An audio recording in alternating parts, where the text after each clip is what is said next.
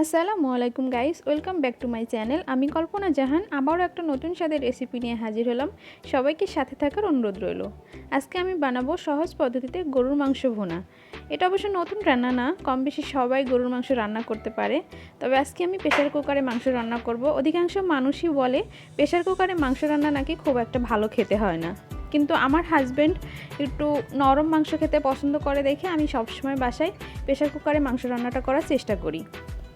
চলুন আজকে আমি কিভাবে প্রেসার কুকারে মাংস রান্না করতেছি সহজ উপায়ে আপনাদের সাথে একটু শেয়ার করি।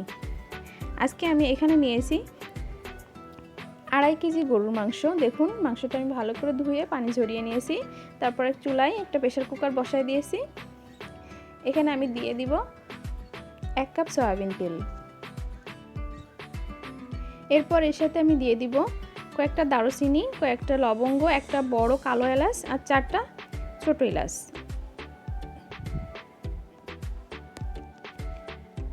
এখন এগুলো শুকনো উপকরণগুলো একটু নেড়ে চেড়ে নিয়ে এখানে দিয়ে দেব 1 কাপ পেঁয়াজ কুচি। তারপরে এটা ভালো করে একটু নরম করে ভেজে ভেজে নিয়ে এর সাথে আমি অ্যাড করে দিব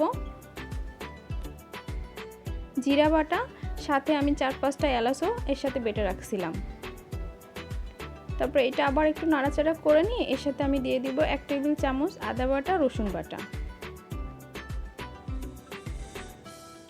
এটা মিশিয়ে নেওয়ার পরে আমি এর সাথে আবারও অ্যাড করে দিচ্ছি 1 টেবিল চামচ শুকনো মরিচ বাটা।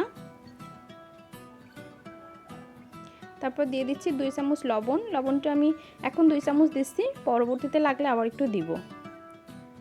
2 চামচ হলুদ গুঁড়া দিচ্ছি, 2 চামচ শুকনো মরিচ গুঁড়া দিচ্ছি, আর দিয়ে দিচ্ছি 1 চামচ গোলমরিচ গুঁড়া। এখানে আমি আর কোনো মশলা দিব না।